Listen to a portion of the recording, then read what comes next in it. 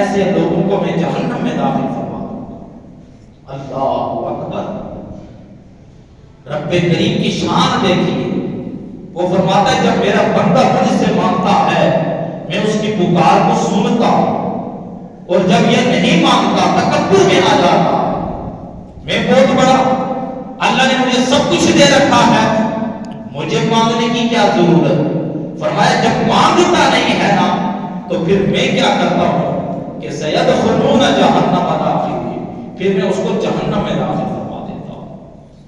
اللہ اکبر!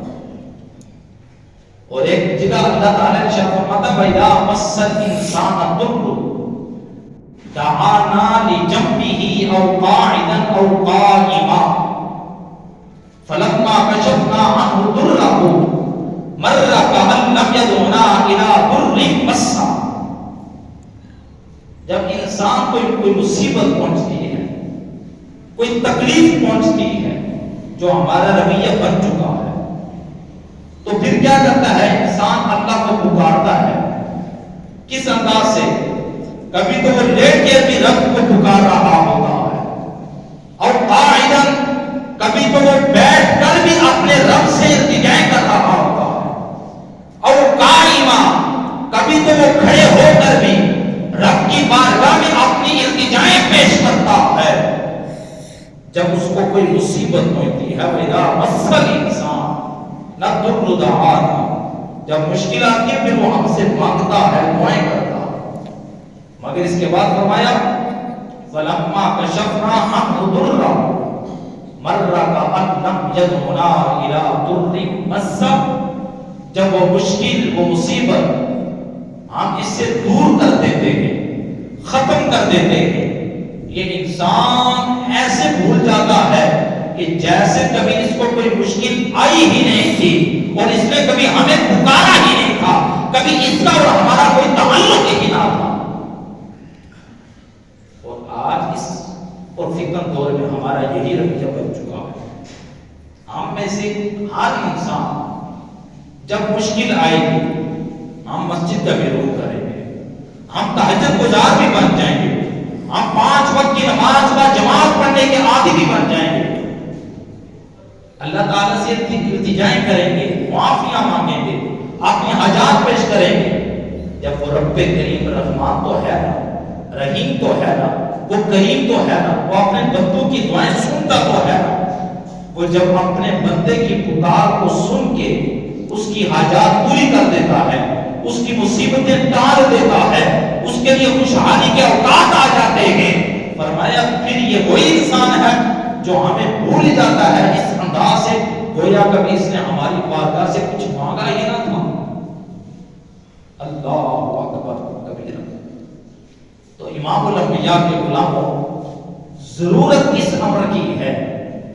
آج میں نے یہ موضوع اسی لیے اس کا انتخاب کیا، چاہے خوشحالی ہو یا تنگ دستی ہو، جس حال میں بھی ہو ہمیں اللہ رب العزت کی بارگاہ میں مانگتے رہنا چاہیے، اس کا دروازہ کبھی چھوڑنا نہیں چاہیے، اس کی بارگاہ میں التجائیں کرتے رہنا چاہیے۔ اور نبی کریم صلی اللہ علیہ وسلم نے فرمایا افضل العبادت الدعاء، جو افضل عبادت ہے نا وہ کیا ہے؟ بولیے دعا ہے۔ کیا ہے؟ وہ دعا ہے۔ ہم نے اس دعا کو چھوڑ دیا۔ آج ہم نماز پڑھتے ہیں، نماز پڑھے سلام پھیرا بھاگ گئے، وہ دعا جو کرنی سی رب سے جو مانگنا تھا وہ تو ہم بھول گئے۔ فرمایا الدعاء مقبول عبادت، جتنی بھی ہم عبادات کرتے ہیں ان تمام تر عبادات کا جو مغز مین پاور جو چیز ہے وہ ہے دعا۔ دعا کرنے کے لیے ہمارے پاس وقت ہی نہیں رہا کہ ہم رب سے کچھ مانگے نہیں۔ بولے کہ تو ہمارے لیے آسانیاں پیدا فرما، تو کاروبار میں برکتیں عطا فرما، تو ہمارے لیے لمحہ لمحہ آسانیاں پیدا فرما۔ وہ جس رب سے ہم نے مانگنا تھا اس کو چھوڑ دیا، پھر جا کے در در پہ ہم جا کے دستک دیتے ہیں، در در پہ جا کے ہم ذلیل و رسوا ہوتے ہیں، کیونکہ جس رب سے مانگنا تھا اس کا دروازہ ہم نے چھوڑ دیا۔ اور جن سے نہیں مانگنا تھا ہم ان کے دروازوں پہ پہنچ گئے. تو امام الانبیاء کے غلاموں یاد رکھنا، جب انسان دعائیں مانگتا ہے پروردگار کی بارگاہ میں، یہ دعا کوئی حقیر چیز نہیں ہے، یہ کوئی کم تر چیز نہیں ہے کہ ہم اس کو چھوڑ دیں. یہ نماز پڑھ لی بس کیا ضرورت ہے دعا مانگنے کی؟ قرآن پڑھ لیا کیا ضرورت ہے رب کی بارگاہ میں ہاتھ کھڑے ہو کر کے مجموعی طور پر مجمع میں دعا مانگنے کی؟ جہاں 40 لوگ ہوں، نہ جانے کون ان میں اللہ کا ولی بیٹھا ہو. ضروری نہیں ہے کہ اللہ کے ولی کے لیے پورے چار یا عالم میں شہرت ہو کہ یہ اللہ کا ولی ہے. ممکن ہے آپ میں سے کوئی اللہ کا ولی، شاید اس کی آمین کی وجہ سے اللہ پاک سب کی آمین کو قبول فرما لے، سب کی التجائیں اللہ تعالیٰ اپنی بارگاہ میں قبول فرما لے. فرمایا جب ہم دعا کرتے ہیں تو دعا کے 3 درجے رکھیں گے.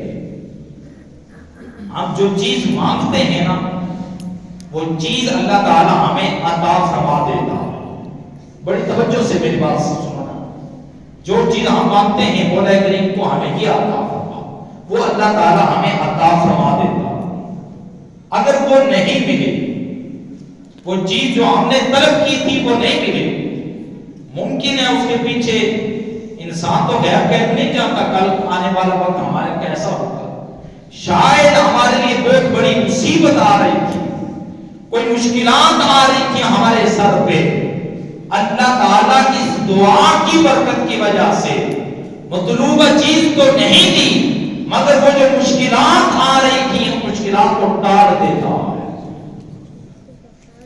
اگر مطلوبہ چیز بھی نہیں ملی، مشکلات بھی آ چکی ہیں، پھر بھی دعا ہماری رد نہیں ہوتی، پھر بھی ہماری دعا بولیے رد نہیں ہوتی. میں دعا کی اہمیت بتا رہا ہوں. پھر یہ ہماری دعا جو کچھ ہم مانگتے ہیں یہ اللہ تعالیٰ کے ہاں ذخیرہ کر دیا جاتا ہے.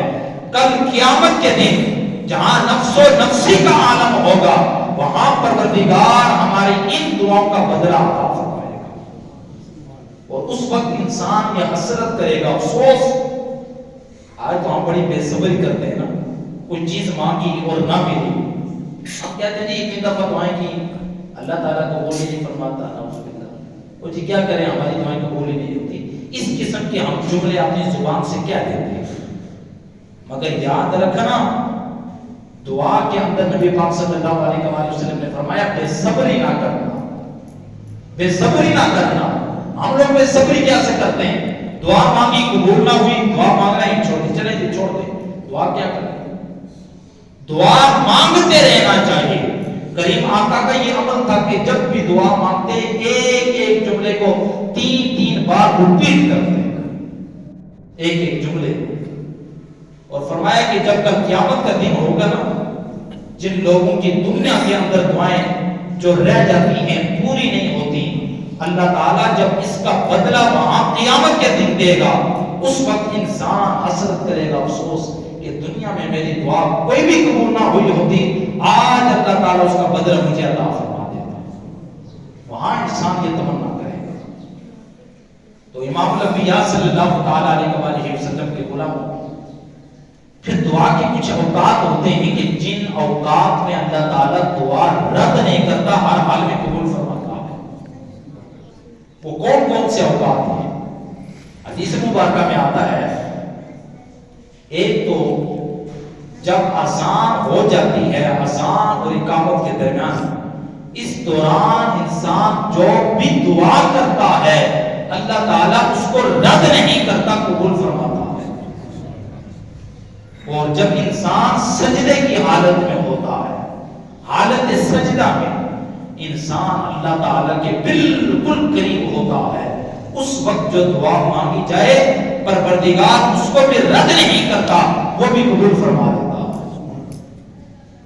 اور جب بارش برس رہی ہو اس وقت جو دعا مانگی جائے وہ دعا بھی قبول ہوتی ہے، وہ بھی رد نہیں ہوتی. اور پھر فرائض نماز کے بعد جو دعائیں مانگی جائیں وہ بھی رد نہیں ہوتی، پروردگار انہیں بھی قبول فرما دیتا. اور اور فرمایا جمعہ کے دوران ایک ایسی گھڑی ہے کہ اس میں دعا قبول کی جاتی ہے، اس کو تلاش کرو۔ حدیث مبارکہ میں اس کے متعلق بھی ہے کہ عصر کے بعد اس کو تلاش کرو۔ اور ایک حدیث مبارکہ میں آیا کہ جب خطیب دوران خطبہ منبر پہ بیٹھتا ہے، اس دوران جو دعا کی جاتی ہے اللہ تعالیٰ اس کو بھی رد نہیں کرتا، اس کو بھی قبول فرماتا ہے۔ کتنے اوقات ہیں۔ اور پھر رات کا جب پچھلا پہر آتا ہے، رات کا جب پچھلا پہر آتا ہے، صبح فجر کی نماز سے پہلے جو تہجد کا وقت ہوتا ہے، اس وقت اللہ تعالیٰ کی رحمت اپنے بندے کو ندا دے رہی ہوتی ہے کوئی مجھ سے معافی مانگنے والا، میں اس کی معافی قبول کر لوں، ہے آج کوئی آ کر مجھ سے کوئی التجا کرنے والا، میں اس کی التجا کو قبول کر لوں، ہے آ کر کوئی مجھ سے کوئی بھی سوال کرنے والا، آج مجھ سے سوال کرے میں اس کا سوال قبول کر لیتا ہوں۔ مگر ہم اس وقت خواب غفلت میں ہوتے ہیں، وہ وقت ہوتا ہے مانگنے کا، اس وقت تو اٹھنا درکنار، ہم تو فجر کے لیے بھی نہیں اٹھ سکتے، ہماری آنکھ تو فجر کی نماز میں بھی نہیں کھلتی، سورج طلوع ہو گیا پھر بھی نہ کھلی، پھر ہم پریشان ہوتے ہیں، معاشی طور پر ہم پریشان ہیں، کیسے جس کے اندر برکت نہیں ہے، وہ جتنا دستی ہے کیا کریں۔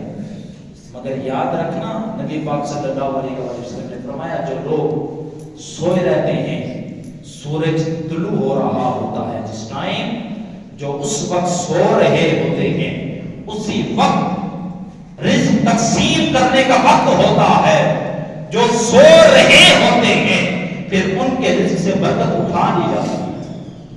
پھر ہمیں کہاں سے برکتیں نصیب، ہمارے گھر میں کہاں سے رحمت نازل ہو کہ جو وقت ہوتا ہے ملنے کا، ہم تو اس وقت خواب غفلت کے مزے لے رہے ہوتے ہیں۔